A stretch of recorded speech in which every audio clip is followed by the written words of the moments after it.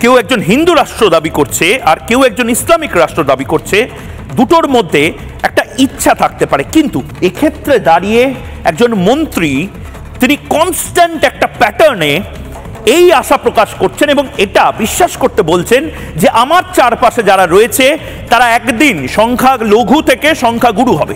এবং এটা কিন্তু ফিরহাদ হাকিম না জেনে না বুঝে বলেননি। তার কারণটা কি?